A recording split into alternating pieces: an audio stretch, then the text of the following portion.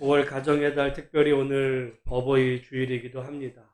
모쪼록 여러분 이 땅에 우리를 영의 생명을 주신 하나님 아버지께 감사하며, 또 동시에 우리에게 육신의 생명을 이 땅에 허락하신 우리 부모님들을 정말 다시 한번 기억하고 그 은혜에 감사할 수 있는 오늘 하루가 되시기를 주님의 이름으로 축복합니다. 저는 오늘 어버이 주일을 맞아서 오늘 이 성경의 근거에서 우리가 어떻게 하면 우리 부모님들을 잘 섬길 수 있는지에 대한 말씀을 함께 나누어 보고자 합니다. 사실 이 어버이 주일을 맞으면서 이 부모님에 대한 말씀이 6장 1절부터 3절까지 나오는데, 성경은 단도직입적으로 이야기합니다. 자녀들아, 주 안에서 너희 부모에게 순종하라. 이것이 옳으니라. 그건 옳다는 거예요. 옳은 거에 대해서는 논쟁의 여지가 있을 수가 없다는 거죠. 그런데 하나님께서는 이것이 옳을 뿐만 아니라 그렇게 부모님을 잘 공경하면 약속이 있다. 그것에 따르는 복이 있다. 그렇게 이야기합니다. 그러니까 부모를 잘 섬기는 것은 옳을 뿐만 아니라 하나님이 주시는 복을 받아 누리는 그런 비결이기도 하다. 우리가 너무 이거를 비결적인 방법으로 하면 이기적인 거죠. 복 받으려고 교도하는 사람은 없을 겁니다. 왜 해야 됩니까? 옳기 때문에. 옳기 때문에 옳은 길로 하다 보니까 하나님께서 우리에게 이제 복을 허락하시는데, 그런데 이 부모 공경에 대한 말씀은 다른 관계를 다 뛰어넘어서 그거 하나에만 주신 말씀이 아니라 길게 보면 에베소서 5장 21절부터 6장 9절까지의 이 전체의 말씀의 중심에 들어가 있어요. 이것이 중요합니다. 우리가 성경을 보는 이유가 뭡니까? 여러분, 성경을 왜 읽어요? 어떤 인물이 위대한 거를 본받기 위해서는 읽을 필요 없어요. 성경에 나오는 인물보다 세상에 더 위대한 인물들이 너무너무 많아요. 우리는 성경에서 가령 다윗 유명했을 것 같죠? 성경에 어떻게 보면 우리가 스쳐 지나가는 인물이지만 세계 역사 속에서는 다윗보다 몇십 배는 더 위대했던 인물이 있어요. 에스라서 성경 1장 1절에 바사왕 고레스 원년에, 여러분 딱 그냥 바사왕 고레스니까 우리가 별 볼 일 없는 줄 알지만요, 그게 페르시아 제국이야. 지금 이란. 그 제국의 고레스, 키루스라고 하는 왕은요, 대왕이었어요. 대왕. 우리는 세종대왕 얘기하잖아요. 키루스는 정말 세계적인 대왕이었어요. 그래서 그 사람이 한 일이 뭐예요? 유대인들로 하여금, 포로로 끌려온 유대인들로 하여금 너희 고향에 돌아가서 성전 짓고 행복하게 살아. 여러분, 지금 이스라엘하고 이란하고 사이가 안 좋잖아요. 이스라엘 사람들이 잊고 있어요. 이란의 그 고레스 그 왕이 자기들에게 얼마나 큰 은혜를 베풀었던 그 왕인 줄을 까맣게 잊는 거예요. 여러분, 그럼에도 불구하고 우리가 성경을 보는 이유는 두 가지입니다. 첫 번째는 뭐예요? 하나님을 바로. 우리가 하나님이 어떤 분인지를 여러분 책을 통해서 알 수 있는 것도 아니고 무슨 사람 만나다가 알 수 있는 것도 다른 거 없어요. 여러분, 그렇다고 해서 무슨 어떤 목사님을 통해서 아는 것도 아니에요. 그런 설명을 해주는 거지. 성경의 근거에서. 성경에서 말씀하는 하나님이 누구냐? 하나님을 바로 알기 위해서. 그리고 두 번째는 그러면 어떻게 사는 것이 올바른 삶인지. 많은 사람들은 하나님은 잘 믿는다고 그러지만 사는 건 엉터리야. 자기 기준으로 살아요. 그리고 신앙이 좋다고 그래. 그건 신앙도 아니에요. 우리가 성경을 바로 아는 이유는 올바른 삶의 기준이 어디에 있다고요? 성경에 있어. 하나님 믿는 거와 바르게 사는 거는 마치 동전의 양면과 같아서 그 사람이 어떻게 사는지를 보면 그 사람이 믿는 하나님이 어떤 분인지를 우리는 알 수 있어요. 그 따로 놀 수가 없는 겁니다.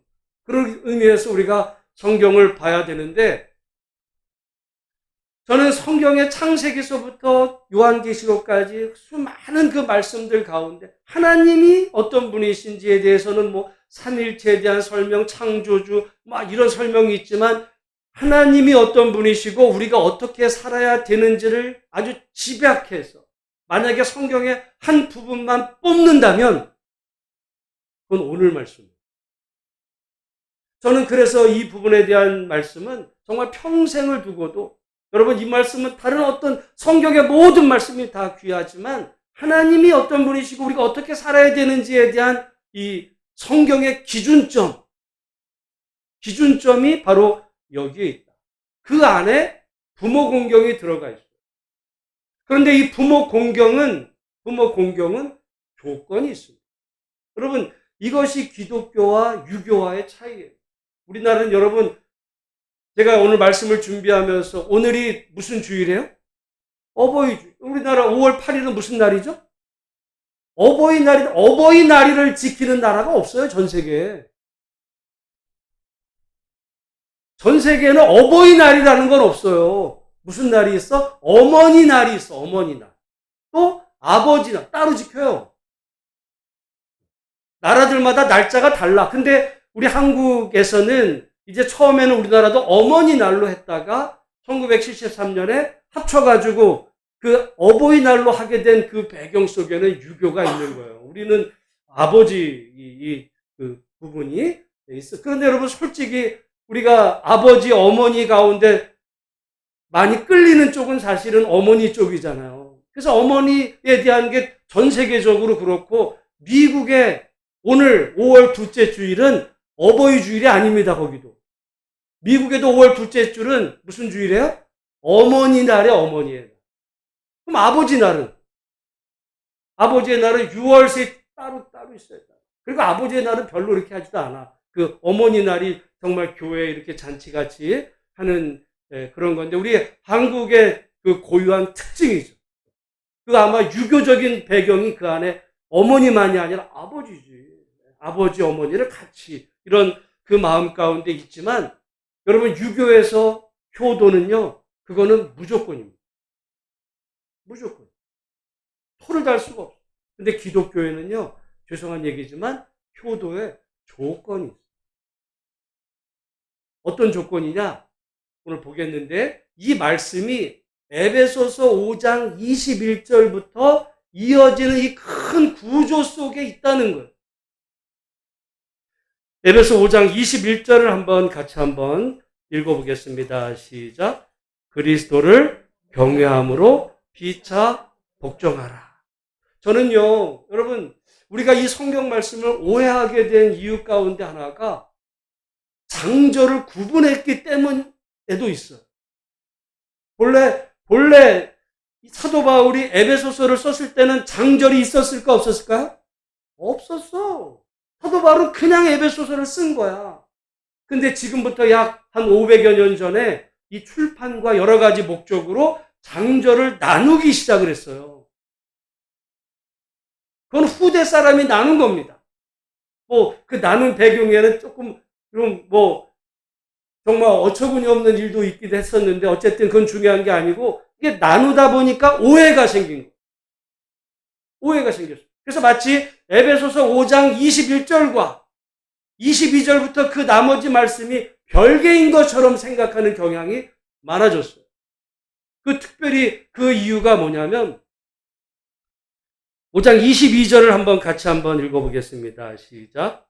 아내들이여 자기 남편에게 복종하기를 주께 하듯.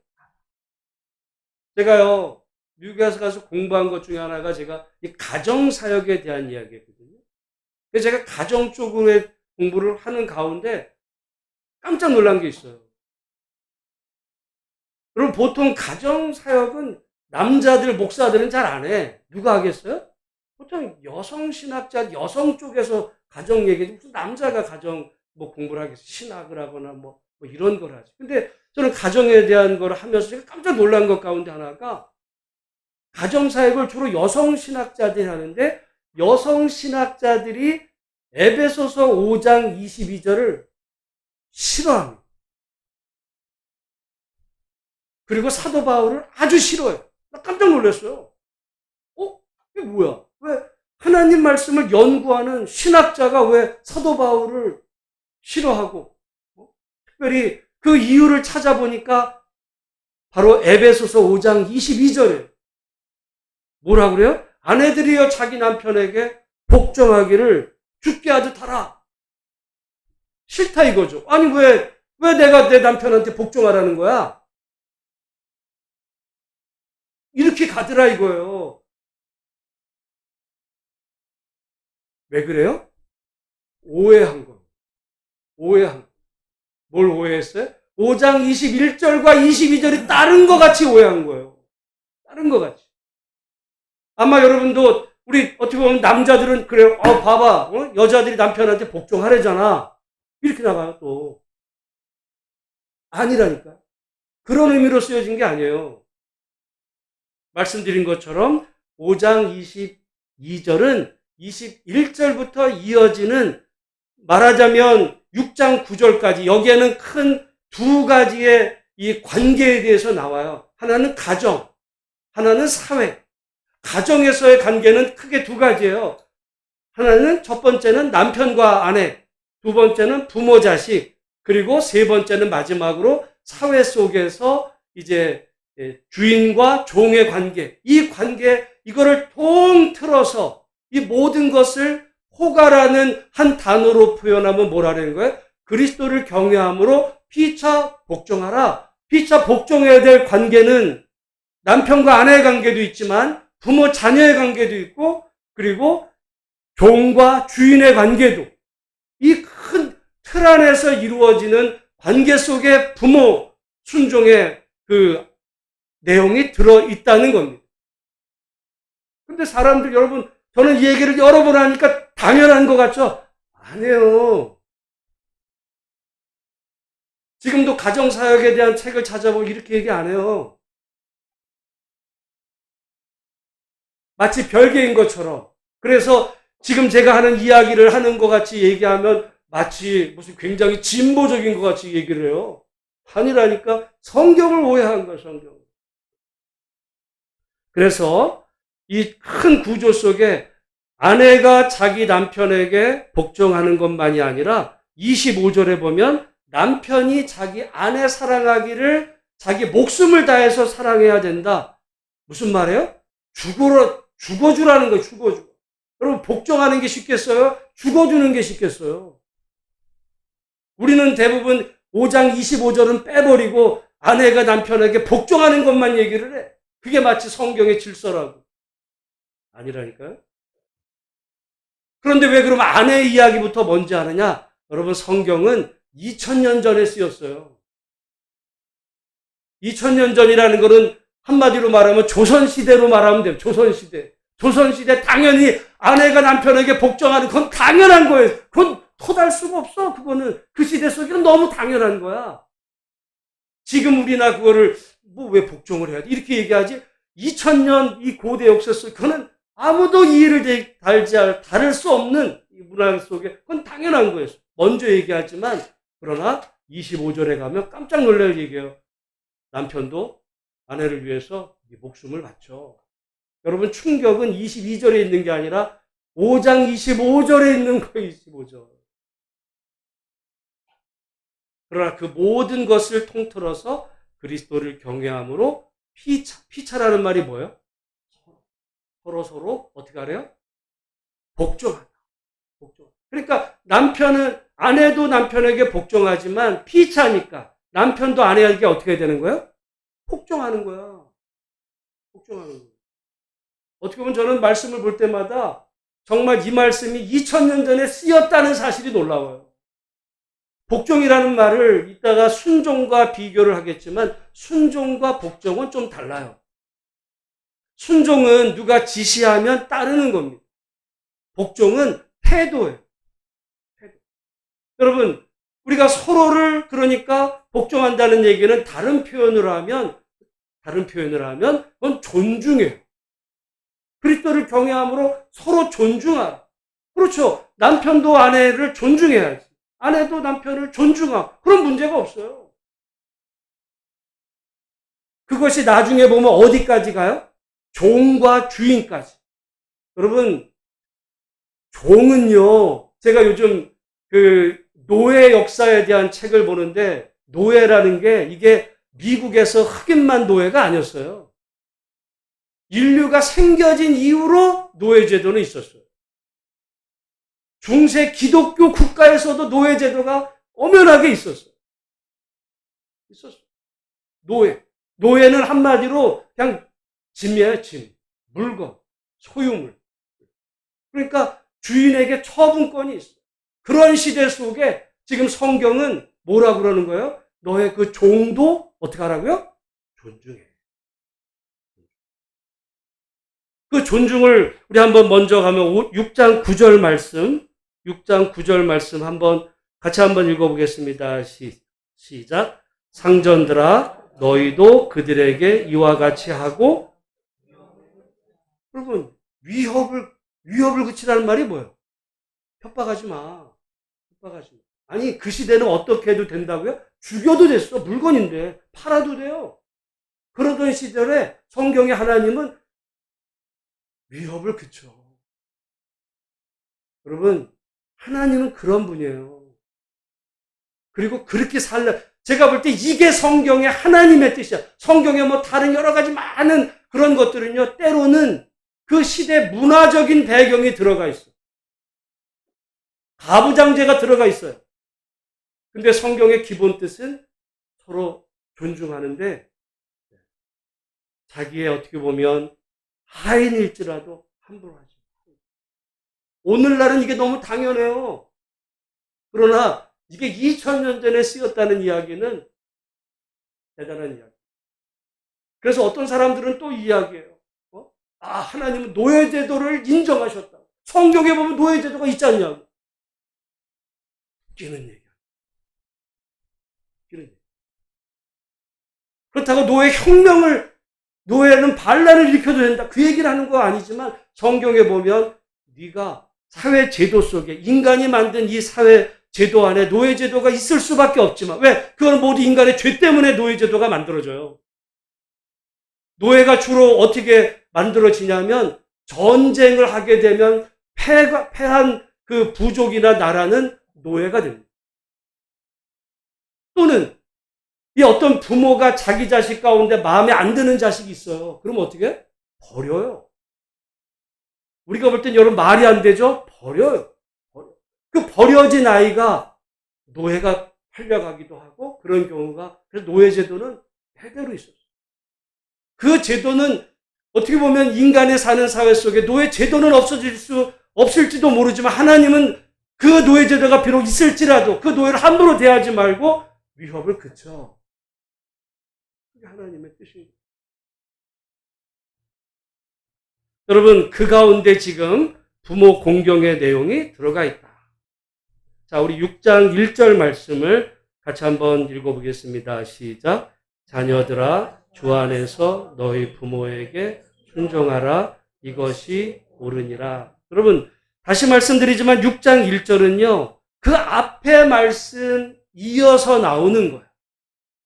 그러니까 이거를 장절로 끊으니까 마치 위에 거는 제껴버리고 그냥 6장부터 그래 부모에게 순종해야지 이렇게 읽혀질 게 아니라 앞에서부터 내용에 이어지는 걸 보면 5장 33절을 같이 한번 읽어보겠습니다. 33절 시작. 그러나 너희도 각각 자기의 아내 사랑하기를 자신같이 하고 아내도 자기 남편을 존경하라. 그 자녀에게 부모에게 순종하라 얘기합니다. 그러니까 성경은요, 부모 순종하는 거의 전제가 뭐였다는 거예요? 부부가 서로 존중하는 가정을 이루어. 여러분, 그건 어떻게 보면 당연한 거예요. 우리가 어버이날을 맞아서 만약에 부모님을 음식을 대접하는데 둘이 대판 싸웠어. 서로 왼수같이 지내. 이혼 직전이야. 그게 어버이날 그 날이 되겠어요? 그럼 부모도 딱 보면 알아요. 쟤들이 저거 또 싸웠구나 저거. 기쁘지가 않아. 뭐라 그러겠어? 야, 밥은 됐고 니들 좀 사이좋게 지내. 그러지 않겠어요? 여러분, 당연한 겁니다. 우리는 마치 이거를 별도니까 부모 공경과 이 부부 사랑이 별도인 것 같지만 성경의 하나님은요, 여러분 생각해 볼수록 이 구조가 너무너무 기가 막힌 거야. 그 두 부부가 마치 서로 복종하며, 남편만 그 아내 보고 여기 성경에 복종하라고 그랬어. 집안에서 남자가 리더야. 너는 헬퍼고. 가부장제가 아니고요. 여기 뭐라 그래요? 각각 자기의 아내 사랑하기를 자신같이 하고, 자기 몸같이 사랑해. 네 몸이 지금 아프면 네가 지금 힘들잖아. 그럼 네 아내도 힘들어. 네가 지금 아프잖아. 네 아내도 힘들어. 그렇게 네 몸 아끼듯이 네 아내도 좀 아껴봐. 그리고 아내도 그런 남편을 존경하라. 존중이죠. 여러분, 그 말은 다른 말로 하면 복종이에요, 그게. 그럼 당연히 그 남편을 존경하겠죠. 복종하겠지. 그냥 권위적으로 여자가 말이야 복종해야지 이게 아니고, 복종하는 그런 상호 복종하는 좋은 관계를 그 가정이 이룰 때 두 사람이 부모에게 순종하는, 그것이 옳다. 그것이 서로 집안에서는 지지고 볶고 싸우면서 부모에게 효도한다고 선물 사드리고 무슨 여행 보내드리고 내 부모에게, 그거는요, 그걸 좋아하는 부모가 있다면 그거는 거의 괴물 거예요. 진짜 부모는 자식이 서로 의지하고 행복한 가정을 이루는 가운데 부모를, 그럼 말 한마디라도 알아요. 말 한마디라도. 좋은 거 사주지 못해도 아는데, 성경에는 부모 공경에 전제가 있어요. 순서상으로 그 부부가 서로를 이제 그렇게 행복하게 서로 존중하는 그런 가정. 그렇다고 해가지고 부모는 그 등한히 여기고 지들끼리만 좋다고, 그건 말도 안 되는 거예요.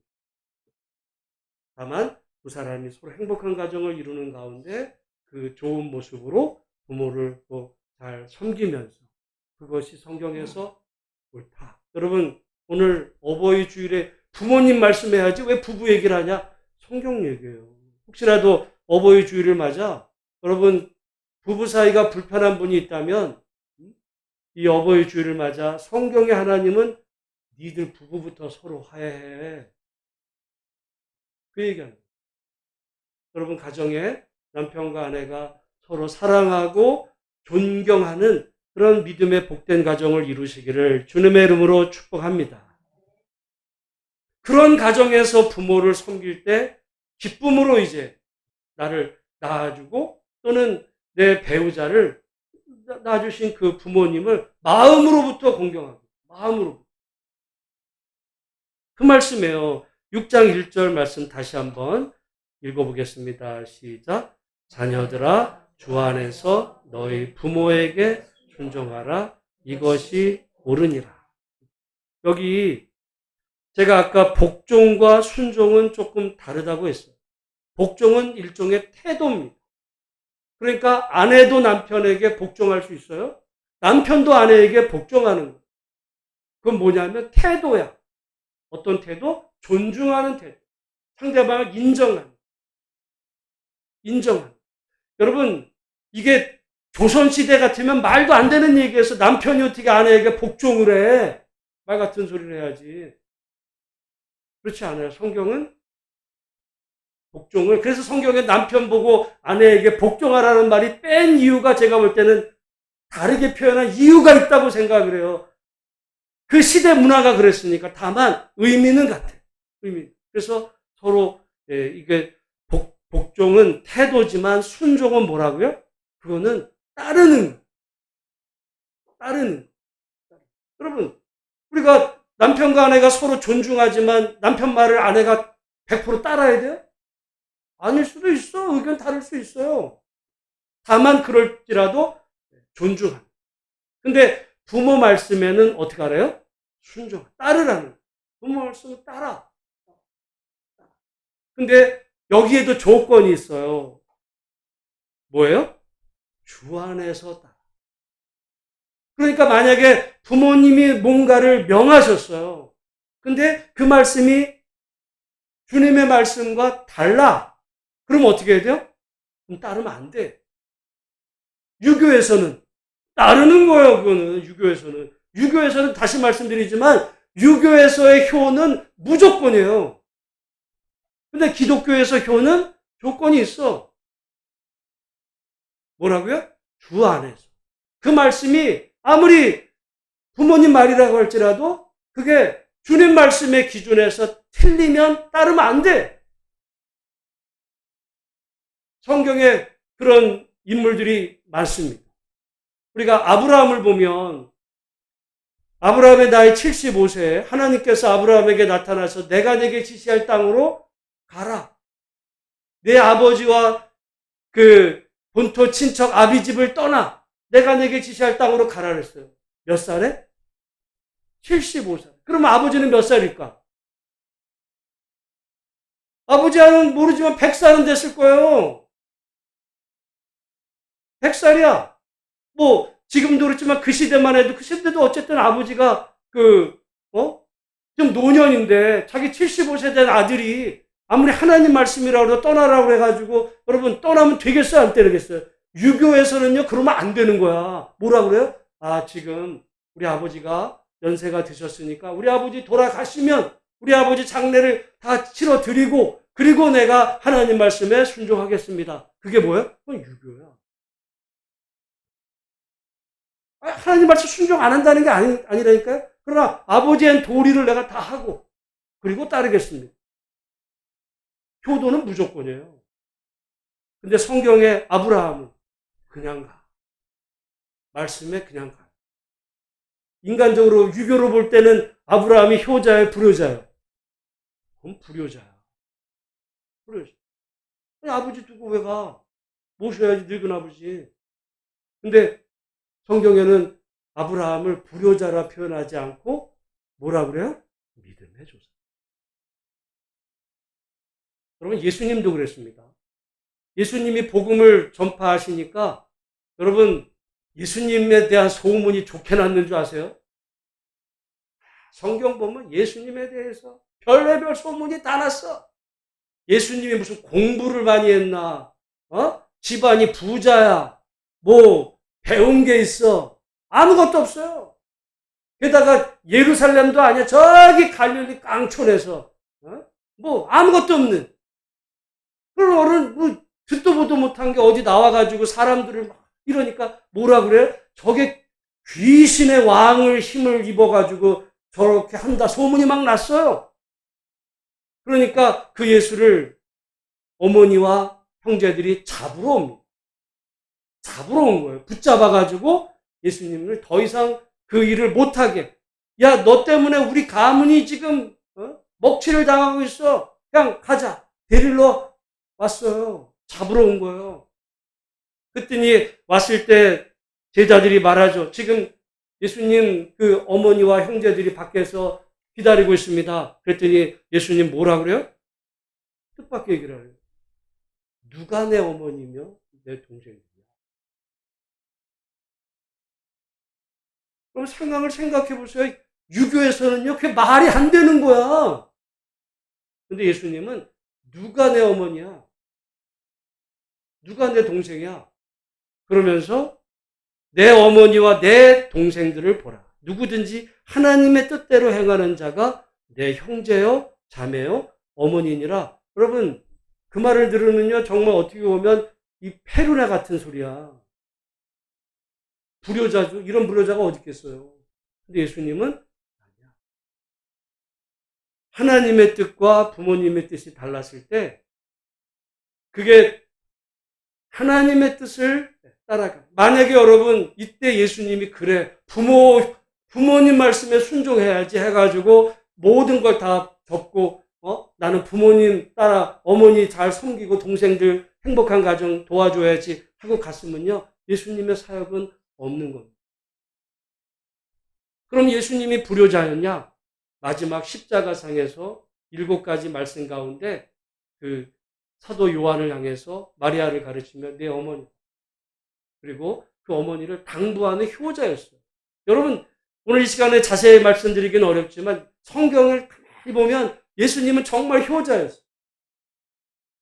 근데 결정적인 순간에서 보면 예수님은 어머니를 버려요.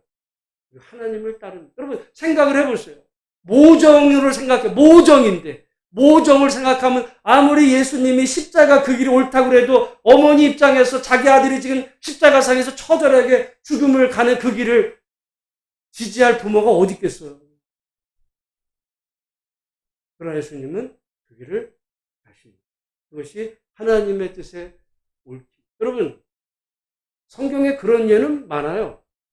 우리가 성경에 다윗이 있는데 다윗의 가장 친했던 친구 이름이 누구예요? 요나단. 요나단의 아버지가 누구예요? 사울이에요. 사울은 다윗과 어떤 관계예요? 왼수야. 사울이 다윗을 죽이려고 그렇게. 그런데 공교롭게 그 사울의 아들 요나단이 다윗과 너무도 둘도 없는 친구야. 그 사울의 입장에서 요나단이 너무 미워요. 왜? 다윗이 왕이 되면 자기 아들이 지금 왕이 못 되니까 어떻게든지 사울은 아버지 입장에서 그 다윗을 제거하고 자기 아들 요나단을 왕으로 세우려고 하면 요나단이 자기 말 좀 들어가지고 사울이 죽이는 일에 제거하는 일에 협력을 해야 되는데 요나단이 아버지 말을 들어야 안 들어요? 안 들어. 그리고 다윗을 살려줘. 그 요나단을 성경에서 불효자라고 그럽니까? 아니에요. 하나님의 뜻을 우선했다. 우리가 민수기 16장에 보면 이스라엘 백성들이 애굽에서 나와서 가나안 땅을 그 광야로 지나는 그 40년 동안에 별의별 일이 다 일어나. 물이 없다, 뭐 먹을 거 없다, 뭐 그 말일 뿐만 아니라 반란이 일어납니다. 반란이 일어나요. 민수기 16장에 보면 그 반란의 그 일종의 쿠데타예요. 쿠데타가 일어났어. 쿠데타의 수괴가 누구냐면 고라예요. 고라가 나름 이 제사장 이 계열로서 자기도 성전에 레위 지파거든요. 그러니까 생각을 해보면 아니 모세와 아론도 레위 지파, 아니 나도 레위 지파, 나도 성전에서 섬기는 거야. 아니 너나 나나. 그러니까 근데 모세와 아론이 막 이렇게 어떤 주 역할을 하고 자기는 볼 때 뭐 그야말로 그렇게 대접받지 못하니까 마음속에 아니 기분 나쁘다 이거죠. 내가 네 시대발이야? 그래가지고 자기를 따르는 사람들을 세력을 모읍니다. 모아가지고는 모세한테 대들어요. 그때 많은 사람이 결국은 지진으로 죽어요. 지진으로 죽고 250명은 불에 타서 죽어요. 그때 죽었던 사람이 고라야. 하나님 앞에 여러분 성경에 반란도 있어요. 그건 반란이에요. 그런데 놀라운 일이 있어요. 우리가 시편을 보면 고라의 후손들이 쓴 시들이 있어요. 많아요. 여러분 시편의 그 시들은 주로 다윗의 시가 많아요. 거의 다윗이야. 그런데 그 어떤 개인이나 또는 이런 어떤 후손들의 이야기로는 예를 들어 예외적으로 뭐 솔로몬도 한 편 정도 있고 아삽 자손이 있지만 고라 자손의 시들이 있어요. 고라 자손. 그러니까 고라 자손은 누구의 후손이라는 거예요? 고라의 후손. 근데 아까 고라가 어떻게 됐다고요? 반란 범이었어. 그거 다 죽었어. 근데 살아남은 사람은 뭐예요? 왜 살아남았죠, 그 사람들은? 아버지의 반란에 가담을 안. 여러분, 우리가 쿠데타라는 걸 한번 생각을 해보세요. 뭔가의 어떤 이 질서를 뒤엎는다 그럴 때 제일 먼저 자기 가까운 사람서부터 다 끌어모아가지고 세력을 모아야 될 거 아니야. 제일 우선순위가 누구예요? 자기 자식부터지. 그런데 그 자식들 가운데 아무리 아버지지만 그 아버지가 하는 일이 옳지 않아서 거기에 가담하지 않았던 사람 있었어. 남았어. 그 사람들이 훗날 이 시를 쓴 게 성경에 남아 그 은혜예요. 만약에 아버지가 하는 일이 아버지가 하니까 내가 뭐라도 도와야지 해서 그 아버지가 합력이 됐으면 고라자손은 어떻게 됐겠어요? 멸절됐어요. 가문이 끝났어요. 근데 하나님의 뜻과 아버지의 뜻이 다를 때 아버지의 뜻보다 하나님의 뜻을 오늘 그 얘기입니다. 오늘 사실 어버이 주일이면 무슨 일이 있어도 부모님께 잘해드리라 이렇게 이야기해야 되겠지만 여러분 부모님께 잘해드리는 것도 우리가 아무리 부모 공경이 중요해도 하나님 공경이 하나님 말씀에 따르는 게 기독교에는 우선입니다.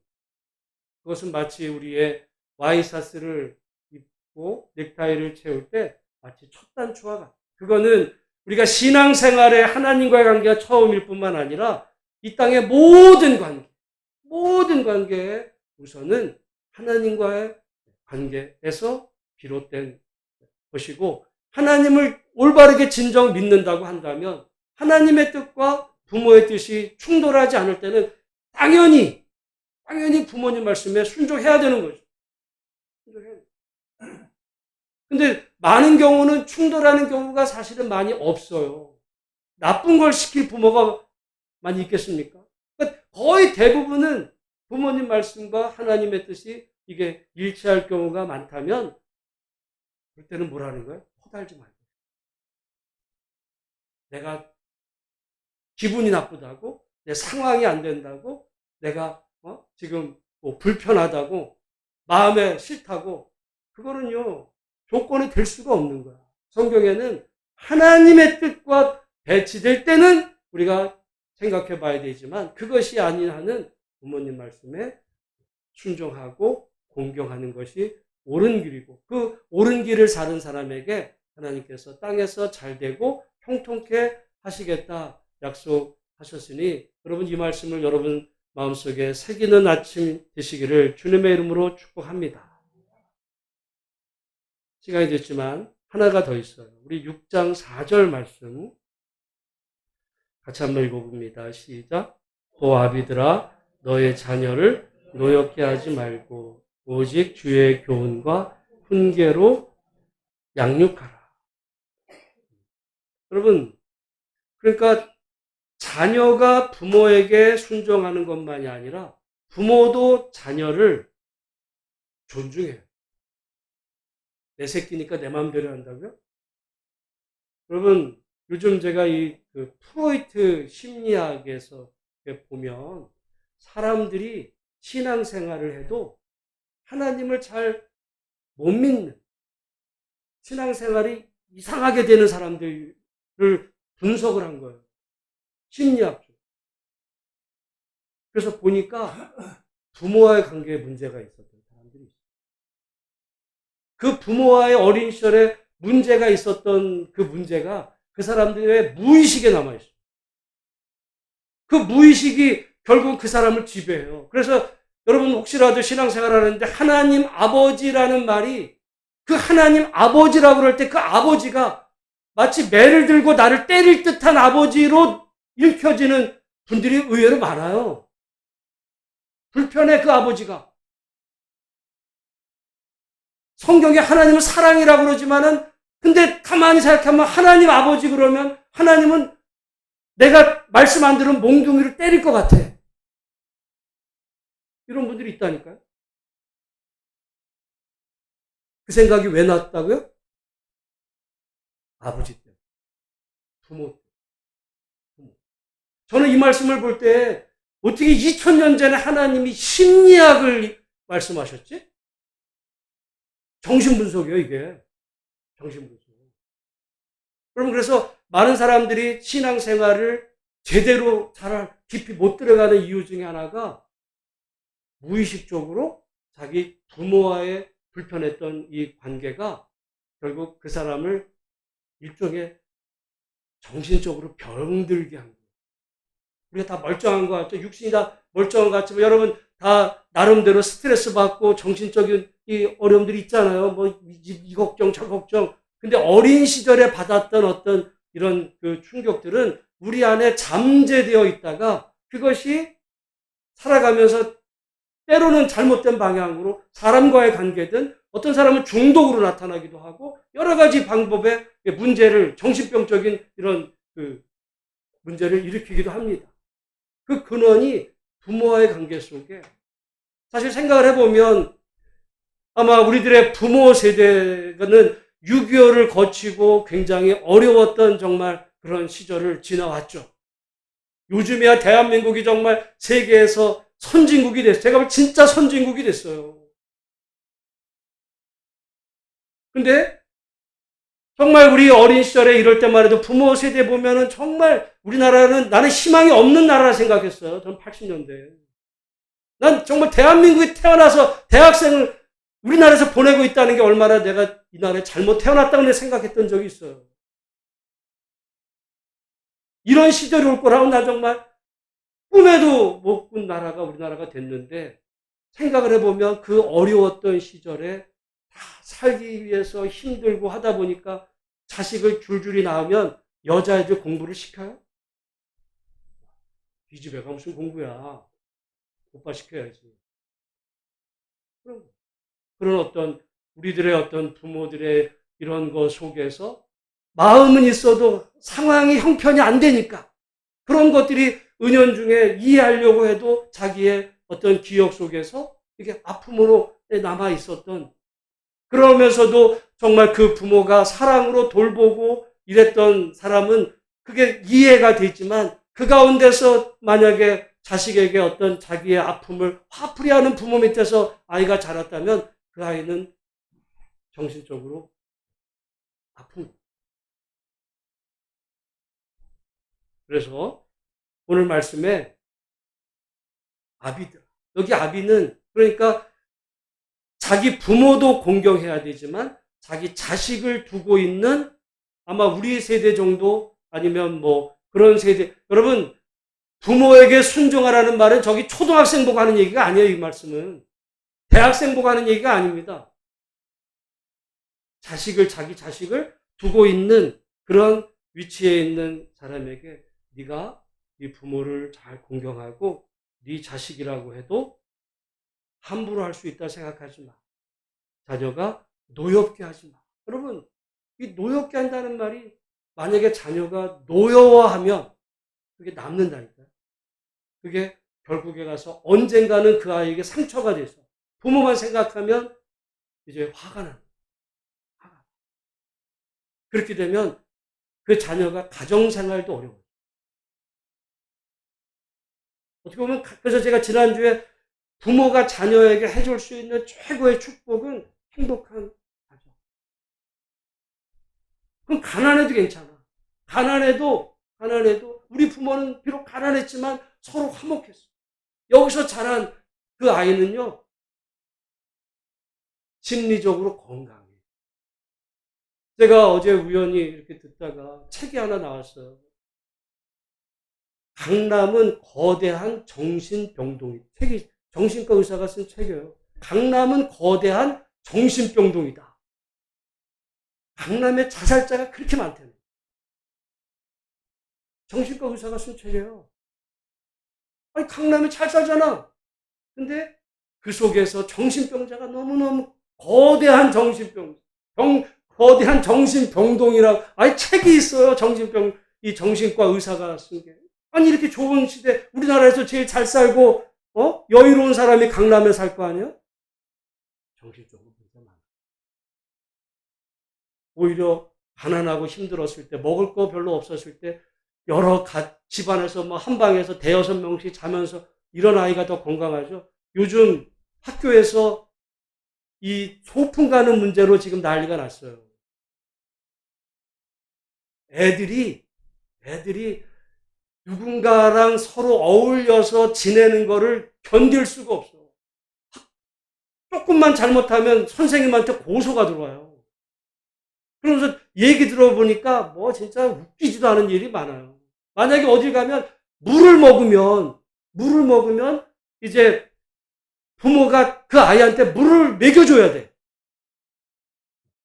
아니, 물 먹는 거 쥐가 먹으면 되지. 아니에요. 우리 애는 특별해.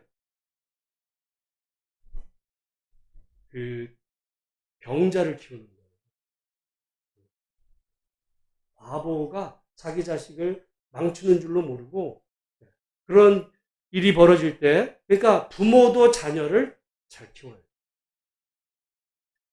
노엽게 하지 말고 오직 주의 교훈과 훈계로 잘 양육해서 그냥 내 새끼라고 귀엽다. 그래가지고 자기 자식한테 조금이라도 뭐 이렇게 불편하게 하면 그냥 선생도 고소해버려. 난리도 아닙니다, 지금 학교들. 그래서 지금 변호사들이 변호사 업종이 새로 하나 생겼어. 옛날에는 무슨 뭐 이런 업종들 가운데 지금은요 학교 그 고소권과 관계된 이 전문 변호사 영역에 지금 아주 그냥 호황해요. 그렇게 자기 자식의 문제가 아니라 왜 결국 부모가 자식을 망치는 거예요.